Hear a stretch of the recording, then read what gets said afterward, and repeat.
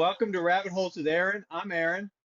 You know me pretty good, and this is Rabbit Holes. So in conversation, we just go down and talk about whatever topic comes up that we're interested in. And with me today, I've got a good friend, helper, and in some ways a mentor when it comes to kiln science, KILN, the things that get really hot and cook pottery up to where it makes it permanent. He has been a go-to guy for me because I bought an old kiln and everything on it broke one thing at a time, and I replaced everything. And with his some of his help and guidance. And so this is Connor. He owns a pottery shop where I shop and where I tell people to go, who I teach pottery to. So hello, hello, Connor. Thanks for having me. Yeah. And we were talking about something, and he just started talking. I was like, no, no, no, no, no, wait, save that for the episode. People need to hear about this. And it was something, it was about truth. It was like telling the truth leads you into adventure. And then he said, oh, yeah. So go ahead. Please pick it up from there. How Well, does yeah, truth so lead to adventure for you? Go ahead. yeah, I don't know if it was just part of how I was raised or it's just always been something inside of me, but I've never been good at lying. My parents could ask me anything and I was just going to tell them because I have zero ability to lie whatsoever. Like I can't even lie to pull a practical joke on a friend or anything like that. If I have to look somebody in the face and tell them something that's not true, it's just all over my face that I'm full of garbage. um, and so that does tend to lead me into situations that I wouldn't necessarily choose to be in, as far as whether it's something simple like spilling the beans on something that I wasn't supposed to let everybody know. Oh, okay. And that can be a problem because generally speaking people have always felt very drawn to sharing maybe pertinent life details that they wouldn't just share with anybody else, but then I don't know, that's not something that is supposed to be shared. Even when I started the process of buying this business from the previous owner, there were things that I had to learn maybe the hard way that I shouldn't have shared, because it turns out people I maybe shared things with were turning around and sharing those things with other people. But more often than not, I think obviously, like, being truthful, I think, is a huge benefit. Like, no matter what little trouble might come from it occasionally, I think it's kind of the only way to live, right? Like, I've known some people that could lie really, really well, and that could have some fun times with it too, mostly in the practical joke sort of sense. But yeah, that's never been me. I had a story I was thinking of, and I kind of lost my train of thought as to where that was going. But yeah, truth telling can definitely lead down some interesting paths when it's like all truth all the time. Yeah. I mean, you No can question. count on a person like that. You can count on a person like that, and like it's attractive to a lot of people that you don't traffic in, gossip or things that aren't true, but like in truth. And I can only imagine how frustrating it would be for like a secret birthday party or something like that. Like, hey, don't tell Connor. Remember, Right, seriously. No, people should do that with me too, because as much as I might have every intention on being able to keep the secret, I'm the kind of person who, like, I'll buy a birthday present, for my wife, and then days or a week beforehand, like, I don't want to keep the secret anymore. I'm ready for her to see it. I'll find some excuse why she should have it early, kind of a thing, there just you because I go. don't want to have to hold that information. But Well, yeah, and truth. go ahead. I was just gonna say, like, I think one of my hardest things is when I'm giving people advice at the store, right? And they'll say, "Oh, I had this, sort of flaw happen. My clay warped, or the glaze didn't work out, or this, that, or the other thing." And I'd love to be able to sugarcoat everything and say, "Oh, it's probably the kiln or it's the glaze," but oftentimes I have to say, "Well, this is sort of a you problem, right? Like, Yeah. it's either." in the making of the piece, or did you put too much glaze on, or how did you schedule the kiln firing, that sort of thing. And so I kind of, you know, have to be truthful there, which isn't always easy, but is always a learning experience for the person I'm helping. So there's that benefit. I have benefited from that a few times myself, and not directly from you, but from other people as well, maybe from you. I'm trying to remember. I can't remember specifically but I do remember coming in there and I just got a new kiln and I told the lady behind the desk, I don't remember her name, she still works there. Um, but I was like, yeah, I fired to cone six and then I fired to cone six again. I fired cone six for bisque, not oh 06, six. Hmm. And then I fired cone six for glaze. And she's like, she just gave me the most curious look. And I was like, is that not how I'm supposed to do it? And she was like, no, you fire it to a lower temperature for bisque usually. And then that allows the glaze to fully join with the clay. Probably not the right word. And I was like, oh my gosh, that's changed everything. No. Of course, for me, right after that, everything was a little bit easier.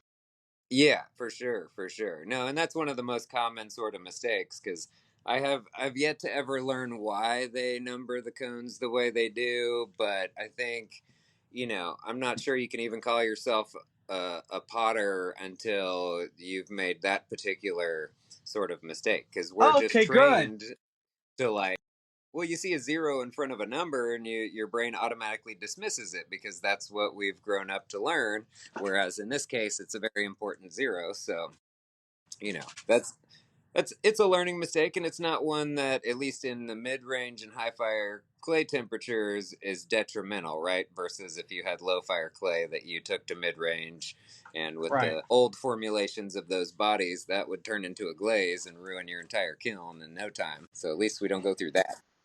Well, I'm glad I didn't make that mistake. I mean, I'm Yeah. horrified that I just started with a used kiln and I thought it was cone. I made the exact mistake. I bought cone six glaze. I put it on cone oh 06 pottery, low fire pottery clay, and it didn't ever fully come to any color. It kind of looked like a chalky um what's the other word? Kind of a chalky neon, not neon, pastel version of the Yeah. color I was expecting, a shiny, bright, dark blue, and it's kind of a purple, and it's not glazed, and it's just anyway. But we live and learn, Exactly. and that's it. You can make a better adjustment off the truth, right? If you tell me I missed, then I can aim better, There you so to go. speak, you know. But but yeah, I did you remember your story about telling the truth?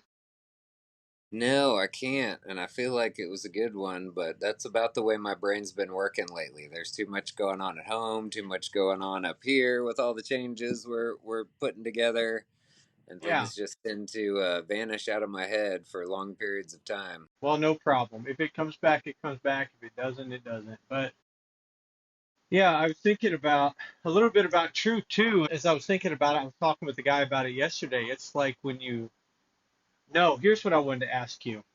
Like, I wonder why that is for you. Like, they say that like kids start to lie and not tell the truth because they're afraid of getting in trouble, because they're afraid of getting caught. I myself, I'm going to share a story first. I don't know, 3, 4, maybe 5. And I swiped some gum. You know how all that gum's just sitting there at the grocery store right by where you check out. I was just like, Hmm. I swiped some, stuck it in my pocket. I hid underneath my bunk bed and chewed all of it. Like there's wrappers, there's proof, there's everything. My brother, my middle brother, told on me. My parents, my dad came, got me, spanked me, made me go back and apologize and pay for the gun. It was all embarrassing. But I was Of course. like, I'm never stealing that again. And then, I think I lied to him once in the process, and I was like, it's not worth it to lie anymore either, 'cause, I mean, it spanked it all out of me, I guess. I don't know. It was loving spanking too. It wasn't angry. It was like, come sit over here. I want to talk to you. Now bend over, that kind of thing. And that was shaping for me, but I was wondering maybe what shaped that in you, or if you have any idea. Well, I mean, so my dad had a temper, and that certainly got passed down, but there was no spanking past like age 3, right? Like something happened. I think he hurt his hand when he was spanking me at some point. He just had this realization that like that wasn't the way that he was going to be effective at disciplining me, because he had sort of passed his temper down to me. So like none, it all just made everything worse. It was Yeah. never like some learning opportunity, right? And so he's always, both of my parents have always been very good about like talking things through with me, working through Hmm. things. Yeah. And so maybe it was like a feeling of safety where I didn't feel a need to lie. And because I never really felt that need, it just, never became a part of me. Yeah. Yeah. That So, makes sense. Yeah. like, one example in high school, I had inadvertently, through a kid that walked into class, like I smelled the smell come off of him when he walked through class, and I had no idea what it was, but it smelled like home. Like couldn't figure out any of it, but another student sort of made a comment about how this guy just reeked, and come to find out it was pot.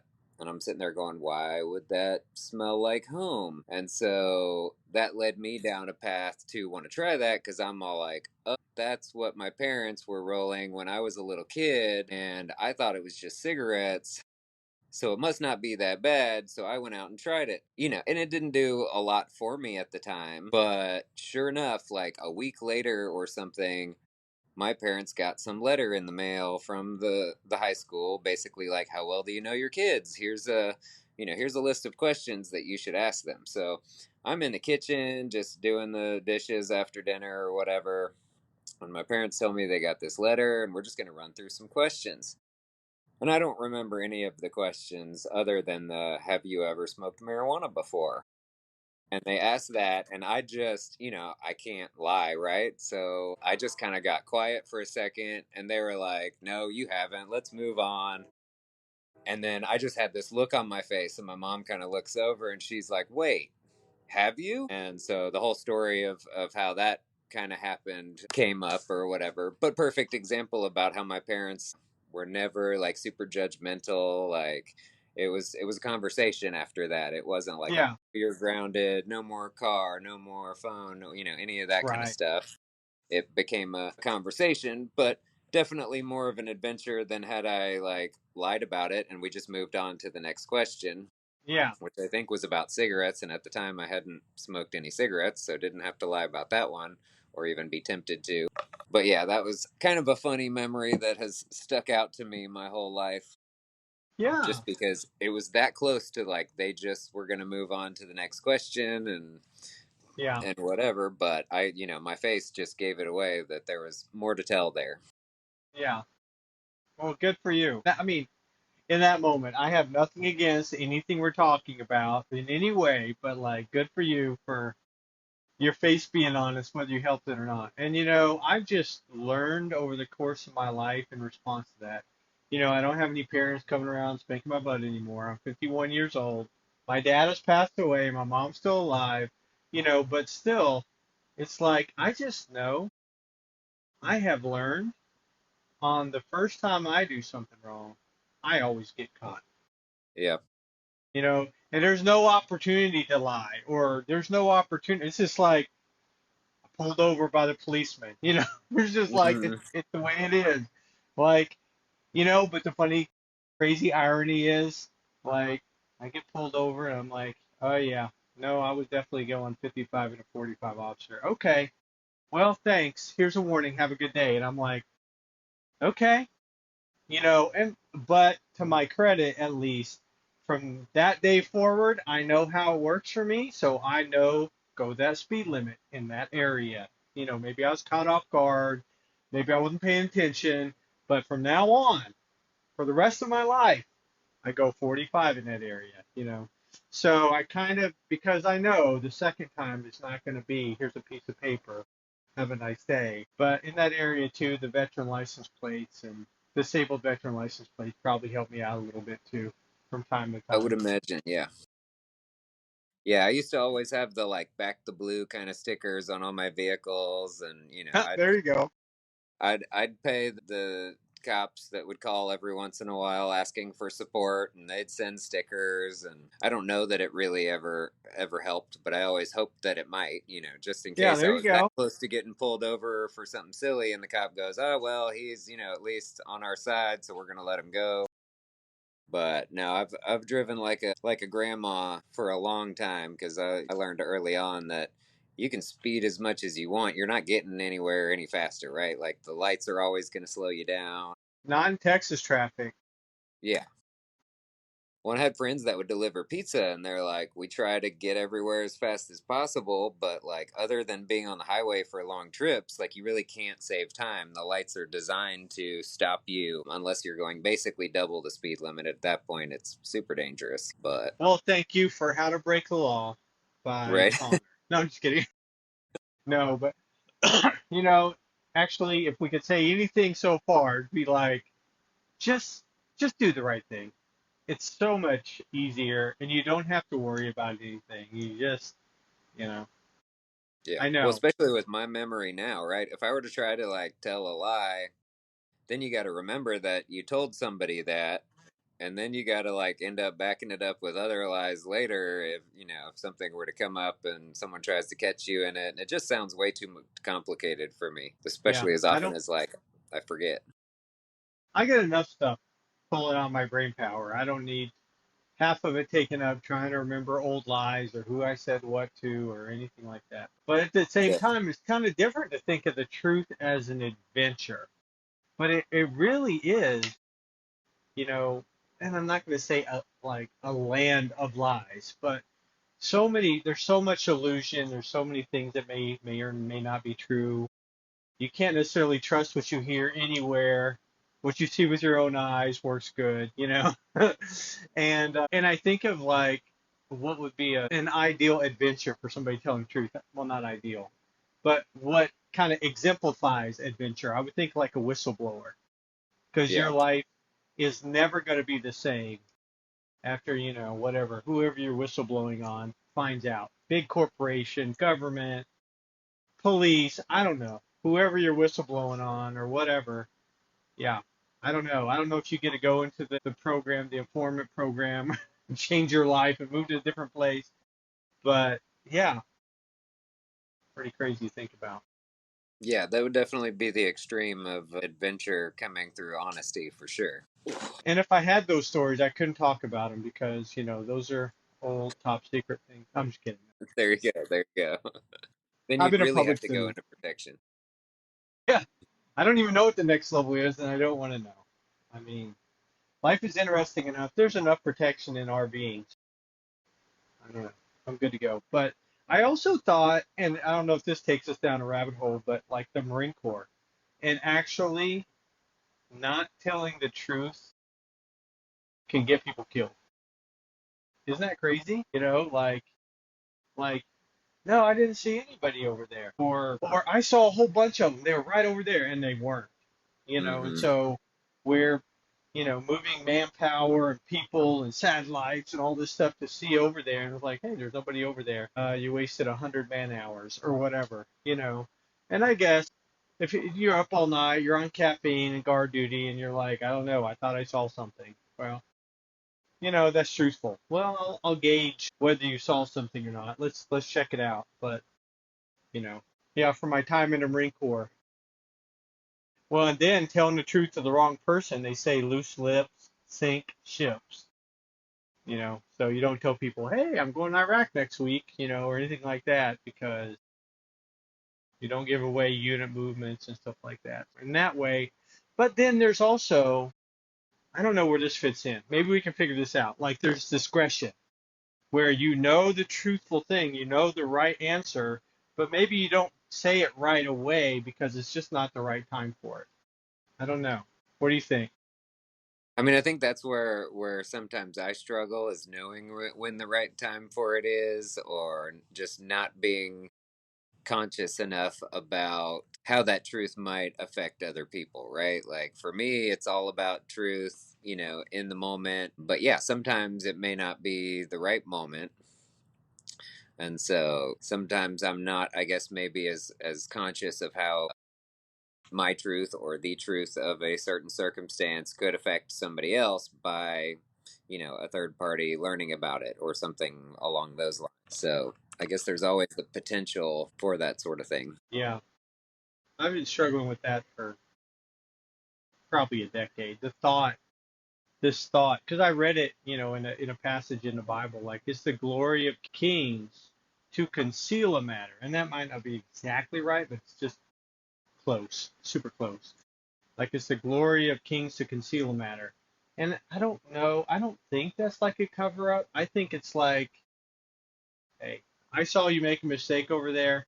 Nobody else has to know. Good job though. Otherwise, kind of thing. Right. Because the truth can be the worst and most terrible weapon, if wielded improperly.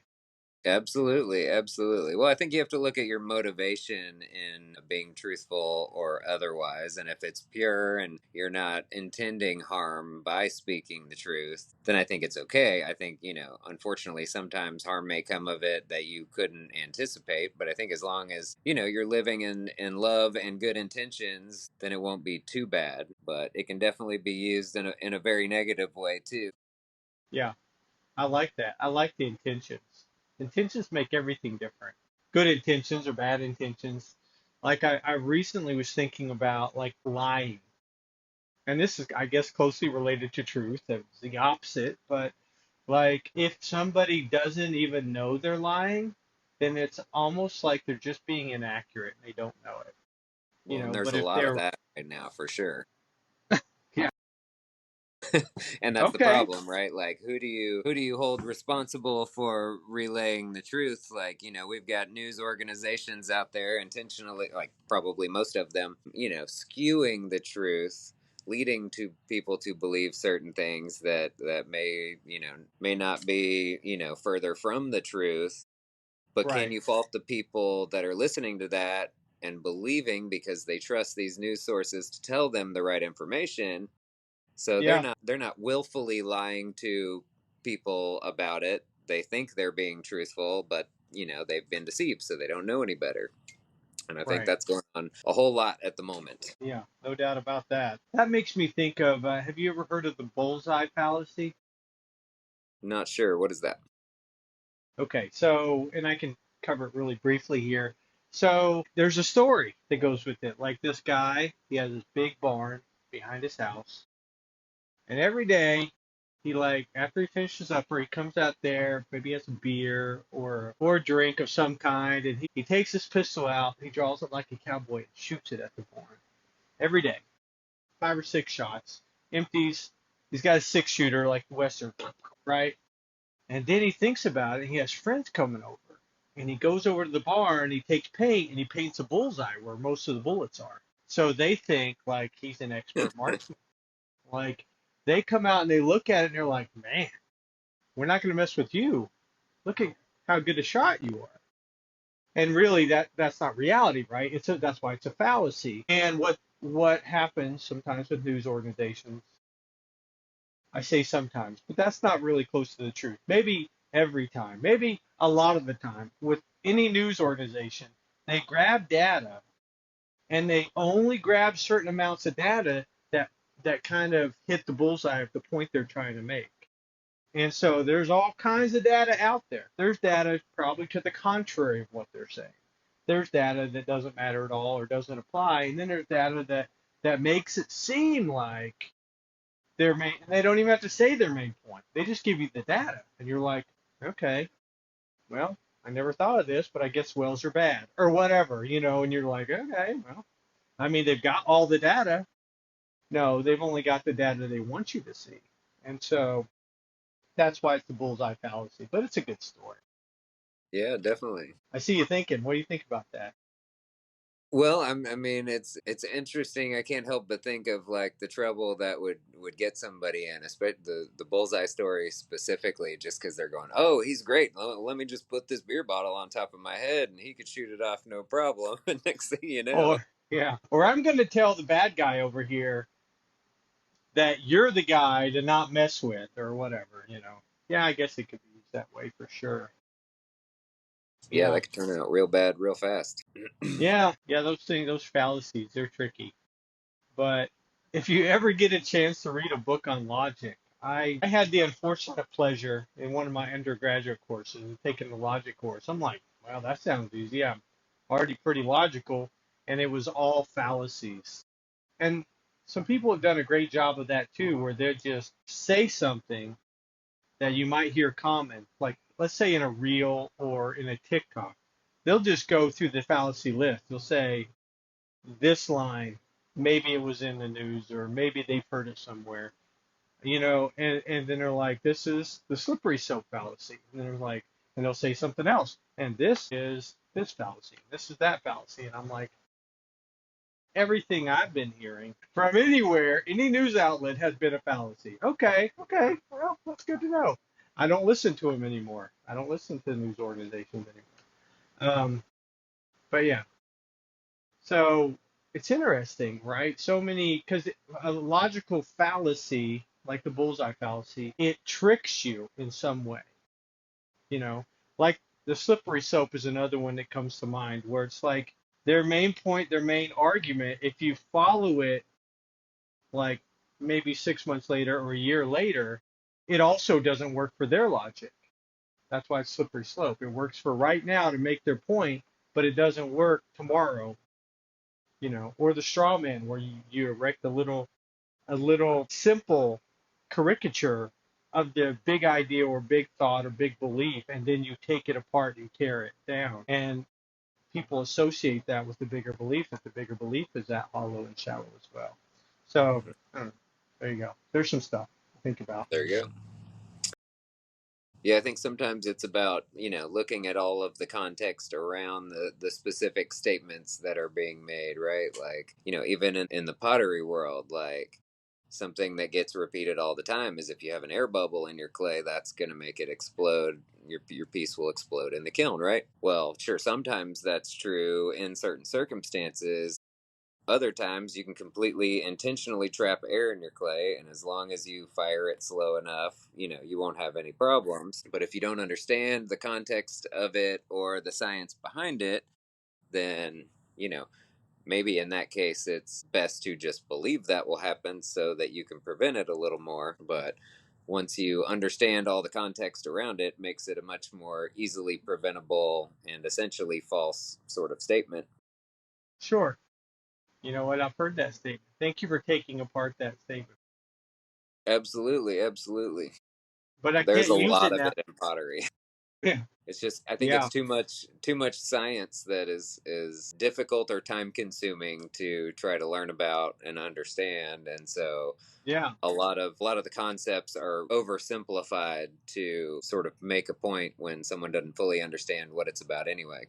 I know all my teachers, my whole upbringing until college basically said the same thing. Oh, this piece exploded in the kiln, must have had an air bubble, instead of, oh, this piece exploded in the kiln because the teacher didn't realize that piece wasn't dry enough and maybe programmed a faster firing schedule than they should have, and so it's kind of on them, but you know Well, and yeah, I can't tell you how many times I've had a student say that when it was probably the reason you're saying. Like, well, I checked most of the pieces. They were all dry. I don't know what happened with this one piece. But I hmm love this one lady I fire for. She always says, you can't cry about pottery that doesn't make it out of the kiln. You just can't cry about it. And I'm like, over and over again. And it wasn't me. In any of her breaks, it wasn't me. Like, her bowls sat on my shelf for months before I fired them, and I just waited to make a full load or whatever. So I know I never put any of hers in there wet, but sometimes they just break, and I'm like, man, I'm so sorry. And she's like, well, just make another one. Don't worry about it. How much do I owe you or whatever for firing for me? And I'm like, okay. But she taught me that just can't can't get too attached to it until you fire it. No, it's so true too. I mean, it's the best attitude to have when it comes to anything clay related.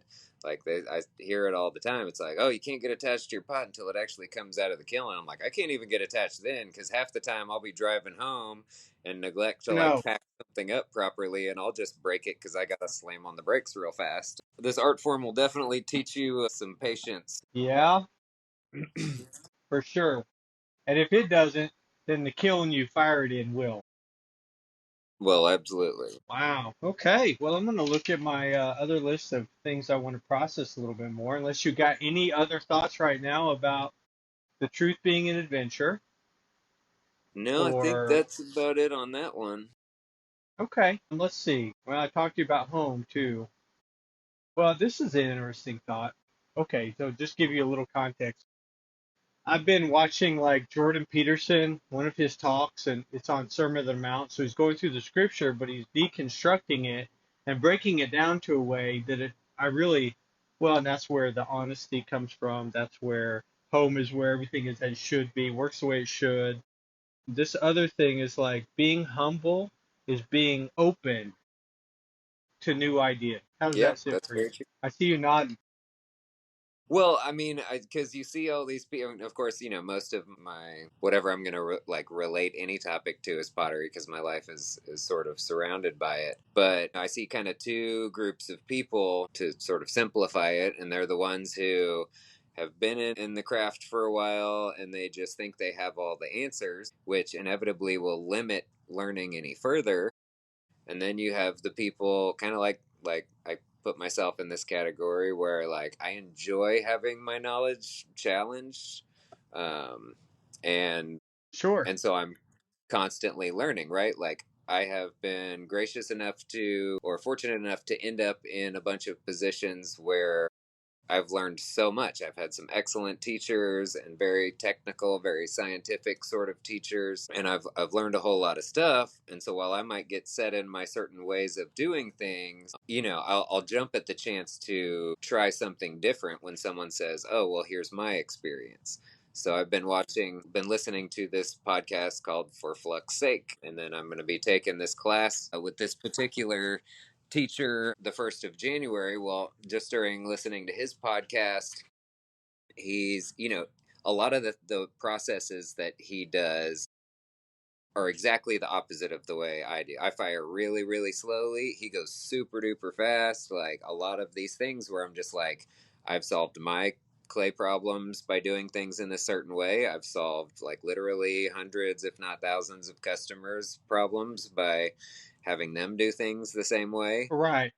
And then I hear this super knowledgeable, very experienced and scientific minded guy say, "Oh, well, here's why I do things this way and why I think this works for me." And I'm going, "Great. I'm immediately going to test that Yeah. out instead and see what I can get away with, push that envelope a little bit." And I learn more because of it versus those artists that you see where they just have all the answers. They're stuck in the place that they're in, and I think that conceit sort of prevents them from really progressing, right? Hmm. I Yeah. think that humility is really important, especially when it comes to learning things, because nobody knows everything. There's always going to be someone that knows more than you, so embrace that and allow it to take you to the next level as well. Yeah, I completely agree. And you mentioned listening, and listening is kind of one of my favorite topics. It keeps popping up over the course of my podcast, how powerful listening is. And you mentioned one of the reasons, of course, is because, you're not always right. So be teachable because you're not always right. Well, in listening, you can pick up so much stuff, just like talking to you right now, like picking up your experience, why you do things the way you do things, how a majority of people do things in the pottery world. Listening is the key. I think too, and this is the grandest claim of all time, but like I think everything we see and everything that's working in society is built by people who are listeners, who are good listeners. I mean, at least built by them, starting out that way. I don't know what's going on right now. People Yeah. aren't listening very well right now, but hey, there's still structures that are still standing. Your books that are written. Look at all the books that are written. And I'm thinking primarily of nonfiction books, but even fiction books, can teach you things. And creativity can help you solve problems. But yeah, I've found listening, well, I guess it's my life goal. And I love how anonymous and quiet it is. And I'm saying something about it right now, but someone can listen to you every day for the rest of your life, and you would not really be able to pinpoint what happened that made it so successful. It multiplies. What do you think about listening? I mean, you talked a little bit about it, I know, but if do you have any other thoughts? Well, I feel like the majority of my life has been mostly listening, right? Like I've been a very introverted, sort of reserved kind of person, never until, maybe more recently when I'm almost just been forced to overcome like my shyness or whatever and have a little more self confidence. But the whole first half of my life was spent sort of sitting on the sidelines, people watching, just kind of listening to interactions that people have. Yeah. And I think there's a lot to be learned there. Not that there's not a lot to be learned by the people that are more engaged and willing to interject themselves into conversations, because then you meet newer people that you can learn more from and that sort of thing. But yeah, most of my experience has been a lot of listening because Hmm. I'm too, self conscious to interject my thought into a conversation or ask a question or whatever. And so I kind of sit on the sidelines and just observe, Yeah. which is great too. I think they both maybe have their pros and cons, but I feel like I've probably learned quite a bit just from sitting back, keeping my mouth shut and my ears open. So yeah, it's definitely a good skill to have. They always talk about like in what was it, like marriage prep sort of class. They talked about like active listening, like not just sitting there, but actually kind of repeating what the person said to make sure they know that you're understanding or listening to them, and for you to make sure that you're understanding them correctly, because words can be kind of enigmas sometimes and people use them in different ways and all of that. But I think active listening might be one of the most important skills in any relationship, whether Hmm. romantic partnerships, business partnerships, just friends, whatever. Like it's kind of a critical skill to have and to continue to grow and get better and better at throughout your life. Yeah. Well, I like what you said about observation because for me, listening is so much more than just with your ears. Like, if you really think about it, we have nerves all throughout our body, right? I mean, our eyes, we can feel we're listening to our environment all the time, especially when you're in Texas. I'm not in Texas, but man, you're listening to your environment. You're like, it's getting kind of warm in here. Why isn't the air conditioning working? I don't want to die, right? It's like 100 degrees outside. And so we're paying attention and every cell almost is capable of listening because you say, well, the ratio is two ears, one mouth. So you should listen quite twice as much as you talk. And I'm like, the ratio is like 1 million to one. And actually, by the way, you listen with your mouth too. You listen to flavors, you listen to, smells a lot of times with your nose mouth combo. So there's everything, really, every single fiber of our body is listening at some level, at all times. And you can't help it. But at the same time, there's a lot of people that try, I think they must try hard not to listen. I don't know how that works exactly, except that I see it all the time, so it must not be hard, but Yeah. Well, I difficult to think do. the nature, at least I was going to say, in this world, but maybe more so in this country, there's a lot of selfishness, right? So I think we Hmm, naturally get tied up in this, like, the step by step things that you have to do every day, all the chores and tasks you have to accomplish, and where it's going to take you going forward. And so necessarily you start cutting out things, right? Like our brains automatically, we see a million and one different things all day long, but our sure. brain picks and chooses what it's going to be conscious of. And I think all too often we get distracted by our own lives and Attracted. Yeah. the apparent importance of every little thing going on with us, and we forget that there are other people out there. And so I think it's easy to stop listening or noticing or sensing other things around us because we just get too, in that tunnel vision of what we have to accomplish, and not consider our neighbor or, the town or the community, and that sort of stuff. So I think it's real interesting the predicament that that sort of leads to when Mm, everybody's out for their own self-interest versus other countries where it's like it's for the good of all, right? It's it may not be best for me to make a certain decision, but if it benefits like all these people around me, then it's maybe worth doing. And I yeah. think if you're conscious of what your neighbor or whatever is going through because you just don't have the time to look or the energy to notice, then yeah, it can land you in sort of an awkward position, if it were, because you think you're benefiting yourself, and maybe you are to some extent, but it may be hurting you more than benefiting you Sure. to not notice what's going on around you. Yeah. Yeah, that's for sure. Like I taught it like over I think it was Reels or maybe it's TikTok years ago. I like did this quick like 10-second like 4 or 5 lesson class on listening. And I was like, step one, put down your phone or your computer or whatever and just face the person, and that's the step that most people can't do. It's like I can't tell you how many times you probably too, they look at me over their phone and listen for a second and go right back to their phone. It's like, Yeah. I'm like, yeah, like, okay, they're not going to listen.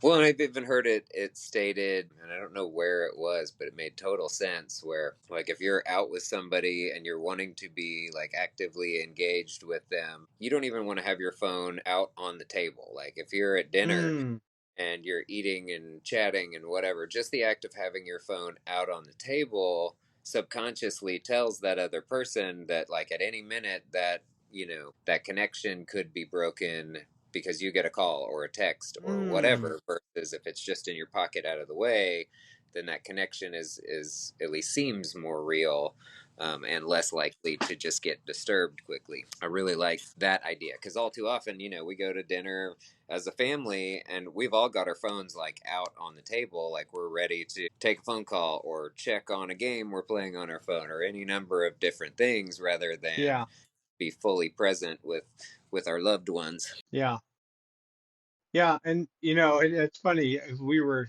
struggling to find your do not disturb button a minute ago, but like do not disturb is something have started doing in conversations. They're like, well, we're talking, right? And if it rings, it kind of goes over some of the text or some of the voices or whatever Hmm.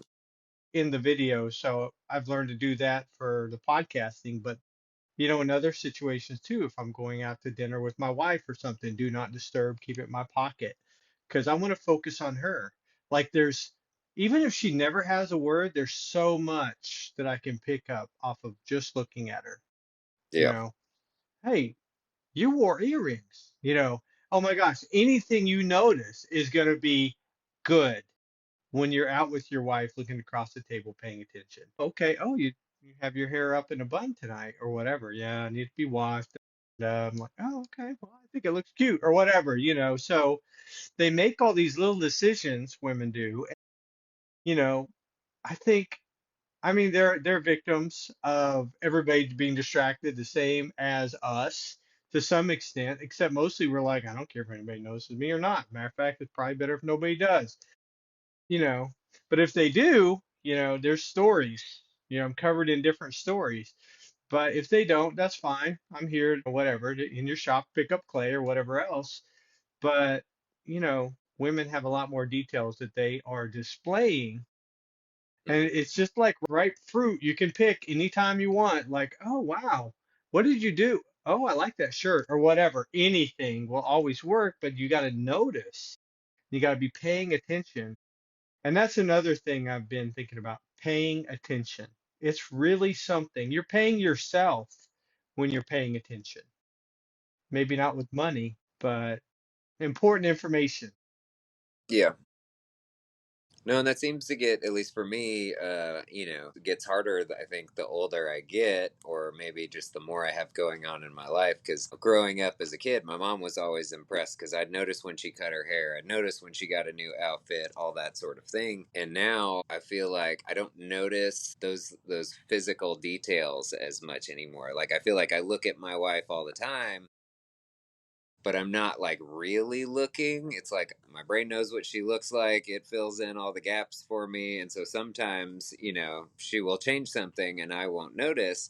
And for me, it's like, well, I'm not as much maybe looking at the physical you as I am like the spiritual you, right? Like I know the way you make me feel and the place I hold for you, like in my heart and in my head. And so when I look at you, I feel like that's more of what I'm seeing than those physical details of did you get your hair cut? Are you wearing a new shirt? And that sort of Yeah, stuff. sure. But it sure does make her feel good when I do notice. So it's obviously something I should focus on a little bit more and you know but it's so easy in today's day and age to get distracted by your phone or a TV or all those minuscule unimportant sort of things. Well, and you got some really important distractions running around your house too, don't you? Like children. Well, I do have a son. He doesn't so much run around the house as stay in his room, on his video games regularly. Okay. That's apparently the way kids hang out nowadays. Although at least he's finally of the age where like he'll ask us to drop him off at the mall to hang out with his friends or to go see a movie or whatever. So at least he's getting some of that physical interaction that was all Yeah. I grew up with, right? Like we didn't have Yeah. phones to call our friends or video games that we could play over the computer as a way of like hanging out and Right. all of that. We had to go out and get in trouble and ride our bikes around in the creek and, get into No, I was mischief. there. It is a very different world now. Yes, it is. Yes, it is. Well, we are getting close to time, but is there any last thing you want to, anything you thought of, or any last thing you want to mention before we close? I Mm. can give you a minute. I see you stroking your mustache. That's how you think. Yeah, it's kind of involuntary anymore. But I Shall think we it's, talk? it's funny you mentioned that because I think this was my facial hair was my way of making myself come out of my shell a little bit. Like it took me till I Mm, was 25 to grow any of it. And because I've okay. never been the kind of person to like introduce myself to somebody or, just make new friends by me having to do any action, I did something fun with my facial hair so that I'm more like noticeable and it will by itself open up a conversation with people. And I've met so Yeah. many random people. I mean, I go out in public and, you know, pretty much every time I'll at least have one person compliment the facial hair, right? Which is Yeah. always a nice feeling. And a lot of times, starts a conversation that I would never have had otherwise and an interaction I would have never had otherwise. It's kind of funny. I think about shaving it off every once in a while, but mostly for shock value because my wife and kid have not seen me without it either ever or in a lot of years, as well as all the customers at the store, right? Nobody's known me without this and may not Yeah. They'll be recognize. like, "Have you seen Connor today?" And you'll be like, "Look at my name tag here." Right? I'd have to like just keep a little like fake mustache and goatee so that when somebody's like, "You're not Connor," I'd like put it on real quick and they're like, "Oh, it is you." But Well, yeah, I thank you don't for sharing. do it. I said, "Thank you for sharing that." Yes. Oh, absolutely. Was that the last thing you had to share? Are you ready?